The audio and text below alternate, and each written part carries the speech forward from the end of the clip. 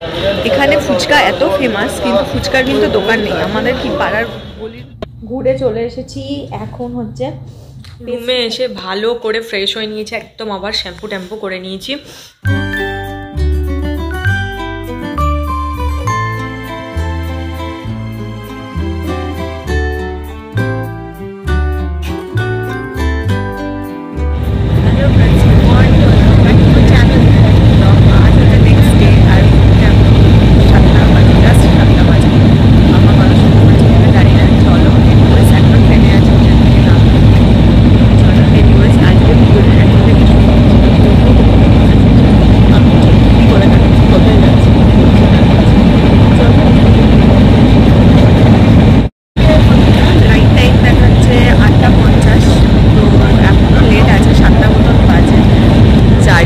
সবাই ঘুমাচ্ছে, কিন্তু এত ঠান্ডা দেখো, বাইরের কুয়াশাটা দেখো, খালি দেখতে পাচ্ছ কিনা বুঝতে পারছি না। দেখো কুয়াশার অবস্থা, বাইরে এত পরিমাণ কুয়াশা, কিন্তু আমার ঘুম টুম নেই। ট্রেনে আমার কেঁপে যাচ্ছে, এতটা ঠান্ডা, হাওয়া কিছুই না, নামলে বুঝতে পারবো এক্সাক্ট ঠান্ডাটা কত আছে। চল আগে গরম গরম চা খাই, আজকে চা নিয়ে নিয়েছি, সকালের গরম গরম চা, আদা দেওয়া চা। যদি আমি নিয়ে নিই, একটা থেকেই আমি আর মা খাবো, কারণ কালকের এক্সপিরিয়েন্স খুব খারাপই, চায়ের একদম ভালো ছিল না খেতে। আজকে কেমন খেতে এটা দেখো।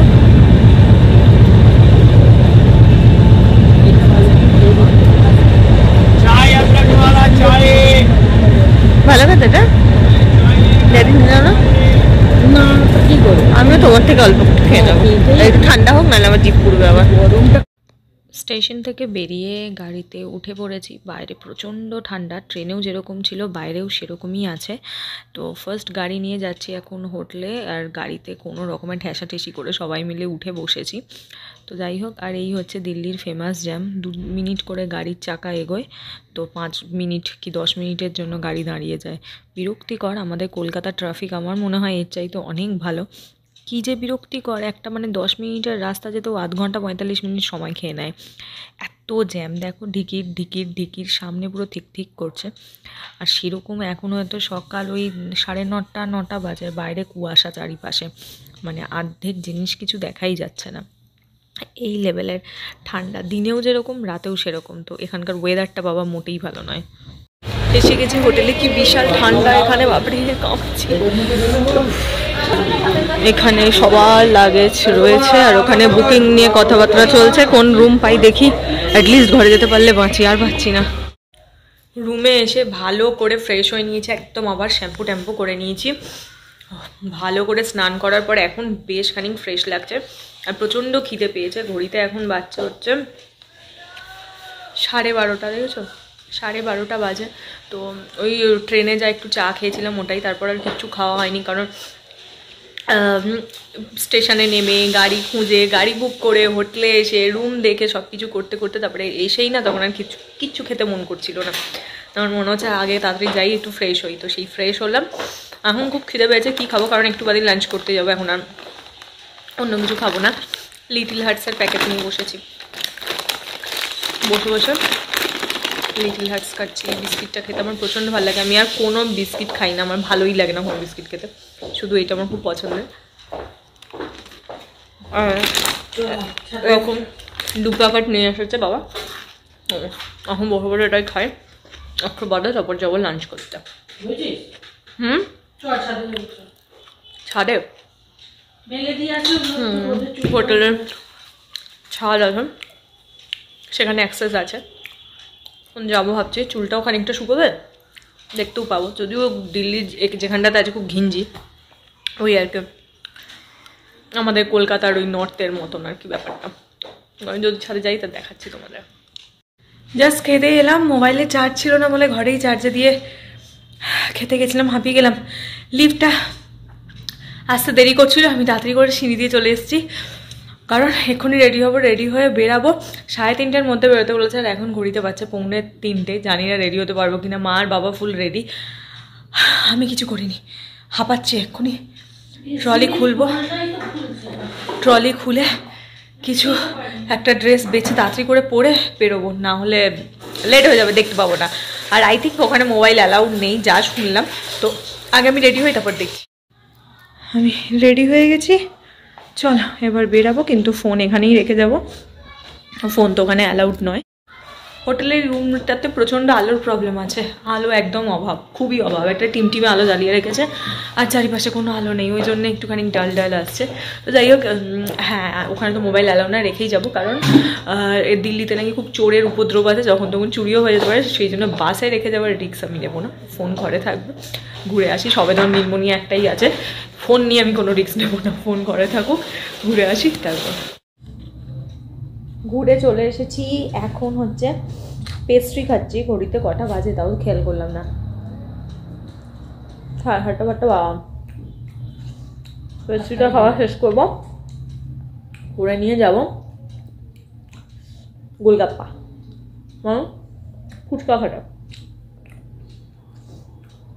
জানি কলকাতার মতন ফুচকা হবে না, তাও দিল্লির গোলগাপ্পা বলে ফেমাস। জাস্ট খাবো, টেস্ট করবো, তো চলো শেষ করি, কারণ তোমাদের এখন নিয়ে যাই কত টাকায় কটা পাওয়া যায়, একদম খেতে কেমন। তবে আমার ফুল কনফিডেন্স আছে ফুচকাকে কেউ টপকাতে পারবে না, ফুচকাই বেস্ট হবে। তাও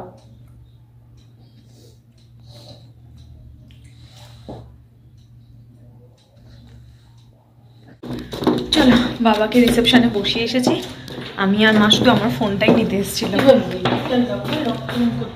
চাবি দেবে তো নর্মাল, বাইরে প্রচন্ড ঠান্ডা, কি বিচ্ছিরি একটা কনকনে যে ঠান্ডা লাগছে না, মাথার মধ্যে মনে হচ্ছে টুম টুম করে পেড়ে ফোটাচ্ছে।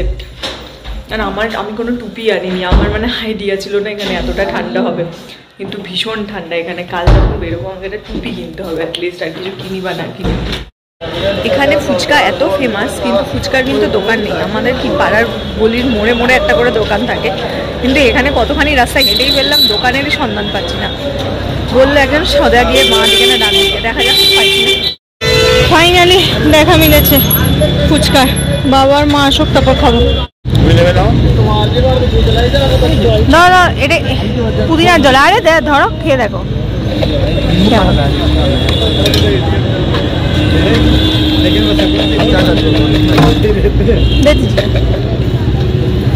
ধরো।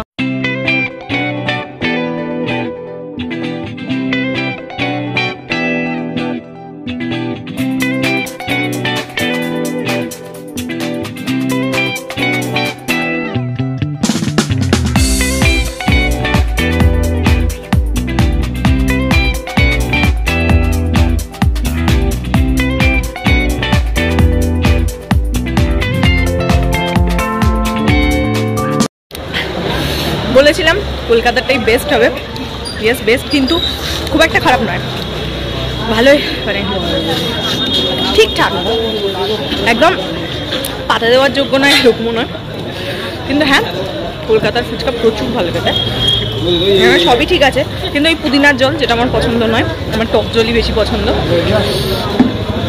বাট আদারওয়াইজ ঠিকই আছে, একটু পেঁয়াজ দিয়েছে আর বাকি সব নর্মাল, কিন্তু কলকাতার টেস্ট অনেক। এই ডিনার করে জাস্ট হোটেলে ঢুকছি এখন, ঘড়ি তো প্রায় 10:30 বেজে গেছে। ভিডিওটাও আজকে এখানেই এন্ড করছি, কারণ কালকে সকাল প্রচুর লম্বা ট্যুর আছে, সারা দিনের ট্যুর রয়েছে, তো কালকের ভিডিওটা অনেক এক্সাইটিং আর অনেক বড় হতে চলেছে। জানি আজকের ভিডিওটা এক্সট্রা আমি কিছুই দেখাতে পারিনি, কারণ যেহেতু এসে যেখানে তোমার গেলাম সেখানে তোমার অ্যালাউ নয়, মোবাইল অ্যালাউ না, তো আমি চেষ্টা করব একটা গুগল থেকে ফটো নিয়ে এখানে অ্যাটাচ করে দেওয়া যে এক্স্যাক্টলি ওটা কীরকম দেখতে বাকি, বাট আমি ওই জন্য ওখানে অ্যালাউড নয়, মোবাইল এখানে রেখেই গেছিলাম। এই ছিল আজকে সারাটা দিন, ভিডিওটা কেমন লাগলো জানিও। আর আরেকটা তো কথা তোমাদের বলাই হয়নি, একটা ব্ল্যান্ডার করেছি, যেটা হচ্ছে চার্জারটা আমরা বাড়ি থেকে আনিনি, তো সেই জন্য চার্জ দিতে মারাত্মক প্রবলেম হচ্ছে।